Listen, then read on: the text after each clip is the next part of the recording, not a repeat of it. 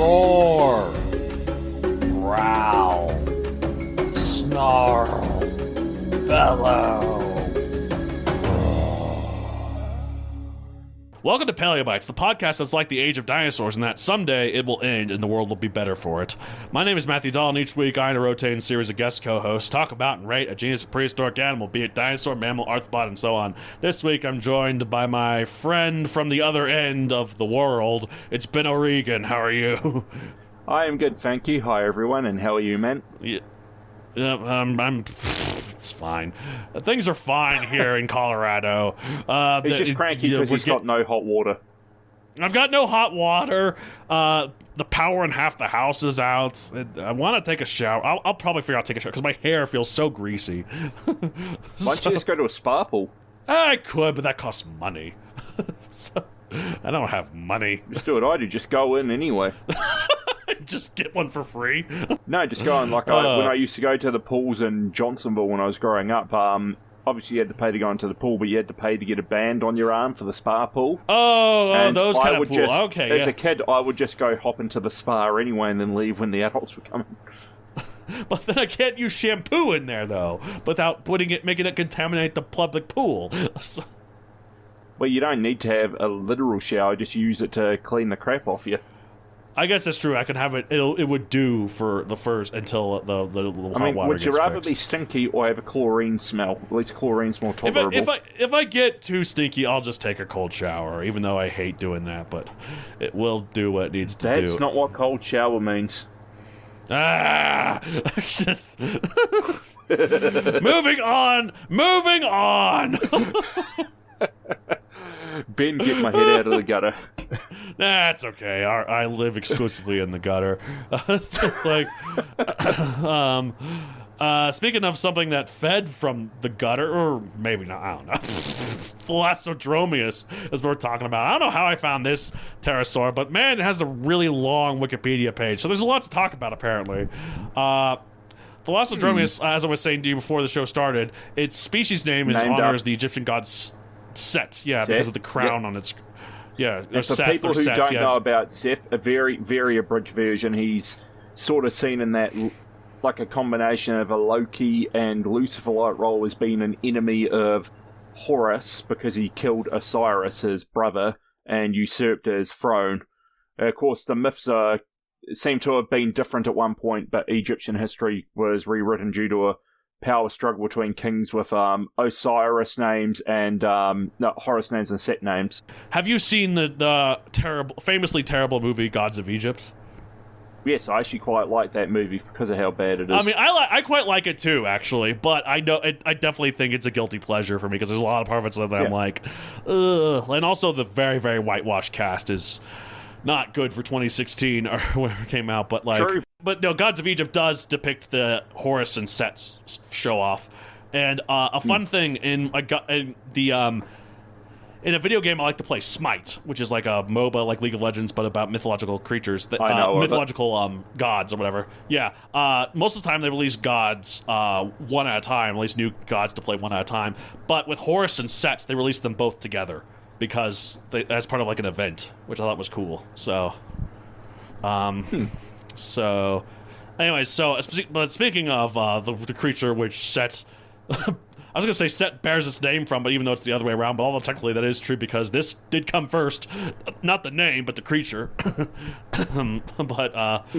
Thalassodromeus, it means ocean runner or sea runner. Type, it's highly contentious, but it's currently believed to be a tapejarid pterodactyloid, a group of pterosaurs that includes tapejarid and topungdactylus. We've done a tapejarid episode, you and I. Closely related to the Asdarchids.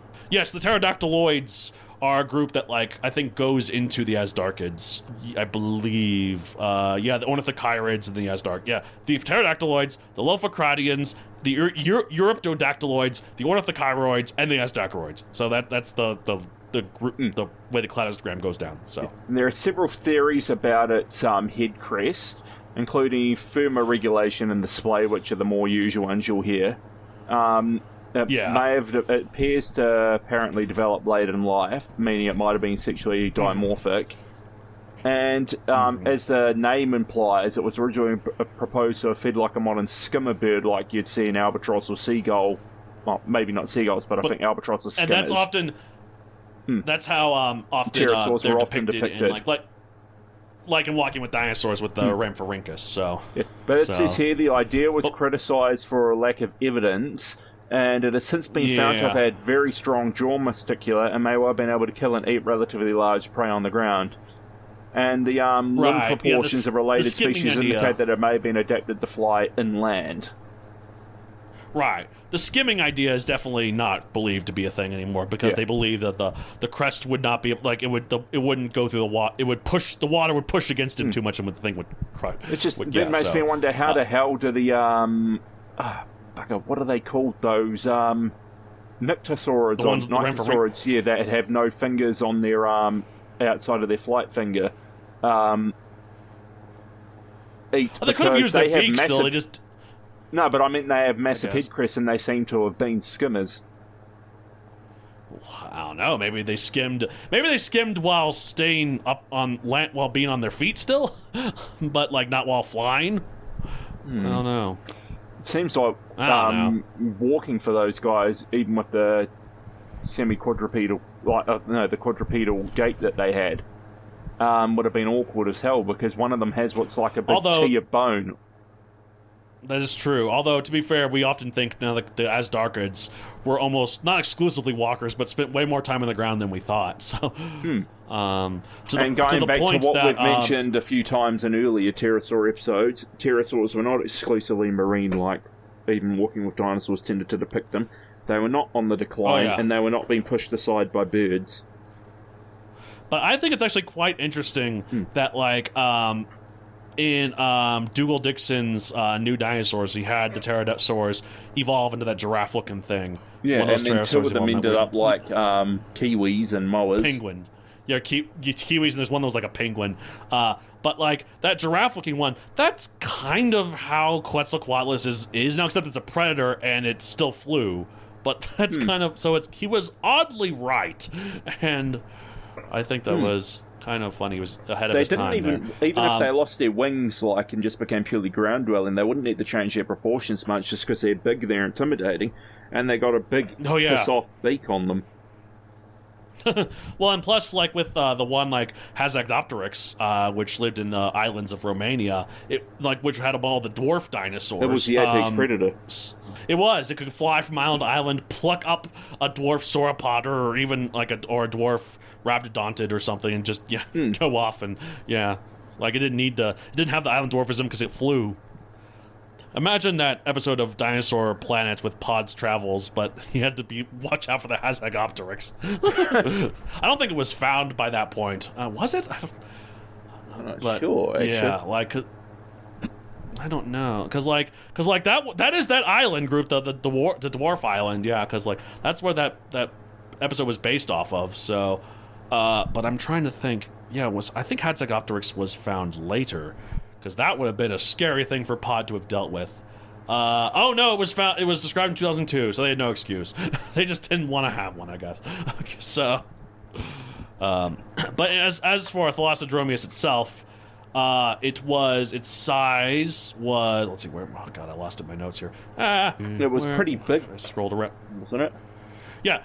It was big-ish. It did have okay, here we go. It was 13 to 15 feet / 4 to 4.5 meter wingspan. It also had one of the biggest skulls of any pterosaur at 4.7 feet or 1.4 meters long, and had one of the largest proportional cranial crests of any vertebra. Damn. So. Move aside, Torosaurus. Yeah. Diet was a carnivore, and like you said, it might have been even a terrestrial predator. Terrestrial as in, like, inland, not that necessarily that walked, mainly. Time, Early Cretaceous. Well, yeah. Well, I mean, it could walk, but not that it only walked, I meant, so not that. Time, Early Cretaceous, 110 to 100 million years ago. Location, Brazil, described in 2002. Pop culture appearances, none that I can find, but may I say the Wikipedia article for it is massive. Some Thalassodromeus fan went nuts editing the page of the content. It's like one of the longest I've seen for any of these creatures. Yeah, one of the images of it on there is quite colourful, like where it's got like a red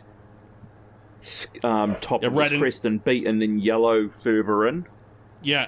Yeah, it kind of looks like a maple tree leaf there. I've seen that one. Yeah. Also, it's funny. This page also mentions that, like, that Seth actually didn't have a crown. The crown was instead still the crown of Amon. The guy who named it was wrong. Oh well, it's funny. Yeah, so yeah, it was a bit big. It was meant for crushing, which is interesting. The prey was. So I wonder if the crest functioned not necessarily. Oh, this is me just throwing crap at a wall, but not functioned more as like a hinge. It's like it helped with the crushing. It added counter stress to when it crushed down on something. It allowed it to go and expand to something. You know, that kind of when you put stress on something, it has to push outwards in order to be absorbed. So the crest might have potentially been used for that. I mean, I don't know. It makes sense. I mean, it's like when you look at like nut-cracking type jaws, generally, like they tend to be not very long, but be quite thick and wide to add more force to them. Like you don't find like a long, like a greatsword length nut or bone cracker, for example. Right, because, like, if you've ever felt like a toucan's bill, which I actually have, it feels like plastic. But this is the thing, it doesn't, it's like, it's huge, but it's not necessarily that it's strong, it's that it's big and wide to absorb the impact. I mean, it is strong, but it's not, like, as strong as you might think with something of that size. It's mainly just to, like, absorb the impact of crushing the nut more, so... And maybe that's what the crest is, because this thing compares it to like the crest has been compared to a toucan's bill, is what it says here. So I'm only skimming the data, but there's some speculation here it might have had sonar. Whoa, like bat? I can see that. Unless I'm misreading it. Bats. And, bats have that though because they're nocturnal. Though was this nocturnal? Like it says here, this is a bit where I was reading. The crest would have made long flights possible rather than interfering. Williams compares it with the spermaceti in the head of sperm whales, stating it is supposedly used to change buoyancy for temperature adjustment. Kellner and Campos rejected the idea of an inflatable crest since it's blah blah blah. Oh, an inflatable crest, kind of like the way the Mudaburasaurus... I misread it. They're saying that they were talking about the spermaceti being used for sonar or something. Okay, my bad. Like you said, there's so much bloody text here. There's so much. I might link this into this. There is so much here. Too much for Paleo Bites, like this show is called. It should have been like a Paleo 3-course meal. Like, so... this is, the Albion stage of the Early Cretaceous period. Let's see. Yeah, there's a lot of stuff that's around this. There are so many pterosaurs in this formation. The Romaldo Formation. Yeah. There's so many of these are from Jurassic World Evolution. There's like Cerodactylus, Marodactylus, Tropiognathus. You can get all those from that, and also some dinosaurs that are like Irritator, Santanoraptor, Santanoraptor, Mauritia. Yeah, both of those I've done episodes on. Yeah, wow. It's a cool formation. A lot of pterosaurs here though. And there's even a cool picture here of like an Irritator mounted attacking an Tapejarid, which is and I think that back there it looks almost like a Thalassodromeus in the artwork they have behind the Irritator there. Yeah, just seeing that image of Irritator, it seems like they've gone and given it Spinosaurus current year feet.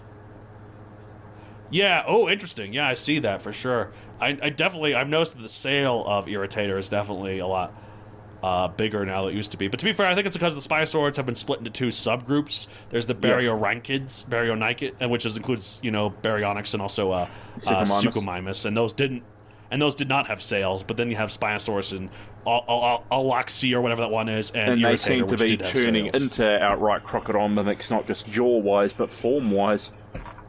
Absolutely. Yeah. It's funny how Suchomimus is called crocodile mimic when it's probably the least crocodile-like out of any of them, although it does still look pretty crocodile-like. But yeah, so it looks like Thalassodromeus, like I said, it could have used it to its thing to crush meat. Like it said, like they suggested in 2007 that they might have forged similar to storks, and it had a strong bite force. They used it to strike and kill prey, and it definitely seems like the crest, I could as see well as the for head crest display. being used like a pickaxe, like just strike something. But I don't know if the brain could absorb the impact a bit like we now don't think that pachycephalosaurs did straight up ramming skull to skull, but then hit each other's flanks instead. Right. It's interesting because I've actually read that, because I read that when doing an episode talking about Genwyodictes, which is the, or Genwyodictus or whatever, the Ceratosaurus-like creature, wondering what the horn was for. Apparently, no predatory animal is known to use horns or spikes as offensive weapons. So, it's only used by prey as defensive weapons, or for predators for display. Or for prey for display. But yeah, it'd be cool if it used as an axe. But I like to think, it's probably doubled. Like most because evolution doesn't have a goal. It's just whatever works. So certain things might double up. So this thing, as well as it being used as like a hinge and like to absorb the impact, it also is probably used for display. And probably the males had slightly bigger ones than females, but maybe not. But if it was used for the other thing, maybe not. They wouldn't be quite as extreme in that regard. Between male and female. So I was imagining if they did use their crest like an axe, and then somehow you added one of those temporally inaccurate TV shows or movies where humans and dinosaurs live side by side, and it's like, what did he use you for? And the answer is, somebody used my skull as an axe. Warcraft reference.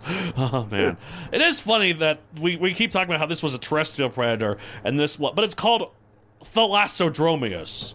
That really shows how our understanding of pterosaurs has changed, because now we don't think that it was an ocean runner at all. So, and we thought it was more like a stork or another inland predator. So, but there's a lot of instances like this in paleontology and just like paleo stuff in general, like going to the completely unrelated Lystrosaurus, because it evolved in the late Permian and then thrived for 2 million years into the early Triassic, earliest Triassic. That actually didn't mean it was particularly successful. It was successful, but it's what's called there was a term I heard, basically like a genre of like a species that thrives in the aftermath of an extinction, like fills everywhere out, but it doesn't necessarily disaster taxon. It doesn't kind of mean like that's what Titanoboa was too, technically, right? Like I think. Yeah, like it rapidly evolved large side to fill the gap left by large theropods, but then it didn't speciate out into a wider variety of animals, more better adapted things pushed to the side. Well, because Lystrosaurus was a perfect Mario of a creature in that it was kind of good at everything, but not great at anything. And so while that helped it survive the extinction and be super duper successful at the beginning of the Triassic, to the point where it made up half of all life on Earth, it had no competitors, and it was freaking Pangea, would mean it could walk everywhere. So, and as we now know, while the unlike what Walking with Dinosaurs would tell you, Placerius and its the other Dicynodonts did very well right up to the end of the Triassic when the extinction wiped them out, but they did not descend from Lystrosaurus or even a closely related one. It's another branch of the Dicynodonts that weren't very well known in the fossil record. That's well. Wait, how did it not descend from Lystrosaurus? Wasn't Lystrosaurus like one of the only Dicynodonts that survived the Permian extinction? They think there were like it and two other species appear, although that one, Lystrosaurus is the one that takes over. But it's a fourth shadowy lineage that seems to have given rise to the other groups that sprung up. Oh, okay. Cool. But in terms of Thalassodromeus itself, even though there is a freaking huge page, this is why I think this page was written by a Thalassodromeus fan, because a lot of this is like kind of redundant. It's like, this is about the classification, which we've covered. It's about the crest, which we've covered. The teeth, which we covered. It says a lot while also saying very little. No offense to the person who wrote this. Yeah. So, it is in Jurassic World. What? Thalassodromeus? Yeah, just showed you an image. Oh, it's in Jurassic World, the game, not Jurassic World Evolution. Okay, yeah, not it's Evolution. In the mobile one, it's in the Ludia one. Oh, wow. Okay, that's a pop culture reference I missed. It is in Jurassic World the game. My bad. To be fair, everything's in Jurassic World the game. I've always joked about. I remember when they recently released Monkey Dactyl for it. I'm like, that's not a real one. It actually is a real one, but it has a real name. Monkey Dactyl's just a nickname for it. Yeah. And it's in Path of Titans. Oh, it is in Path of Titans? Okay, well, dang. I'm See the image? It shows the skimmer version of it. Oh, wow. That makes sense. Okay, so pop culture appearances, Jurassic World the game, and Path of Titans. Bam! Okay, monkey dactyl is actually known as Cumpengoteris. It's a genus of Wuconopterosaur. They're specifically Chinese pterosaurs, and that's why I got the name monkey dactyl, because of like Sun Wukong. Okay. Yeah, that's cool. More mythology. We got Set and we got Wukong. So, very mythological making me want to episode. get Black Myth Wukong now. I've heard that game's pretty good. And this makes me want to play Smite. You can play as both Set and Sun Wukong in that game. I've seen one of the trailers for Smite where it just has like Cthulhu appear and then it just shows Zeus just getting a lightning bolt ready. Yeah. Anyways, I rate Thalassodromeus about 12 million. Actually, no, that's harsh. I apologize. It has a really cool crest. About 27 to 28 million. So I think 45 million on my end. It's got a very misleading name, but to be fair, they were naming it what they thought at the time. So, yeah. And it's got a really cool crest that might have been used to crunch nuts or bone. Well, who knows? It's like Gastornis. Was it a nut cruncher or a fruit cruncher or a meat cruncher? So we'll never know. Except we do know with Gastornis, and we probably know with this. So, all right. That's it for this week. If you want to get a hold of the show, you can contact me at palebytespodcast@gmail.com for any true questions to me or any of the co-hosts. You can find me on social media at palebytespod on Twitter and palebytespodcast on Instagram, as well as at Matthew Creator on Facebook and Matthew64 everywhere else, so like Twitter, Instagram, and TikTok. If you want to find Ben on social media, he's not on there really, so don't bother. Well, he's not in the public ones. He's on Facebook, but yeah. Let's see.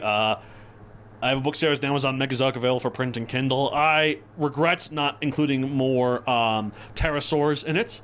If I ever do a movie version, I will include many more pterosaurs in the background when they're flying their airships or something. But anyways, that's it for this week. See you at the end of every episode of Paleo Bites.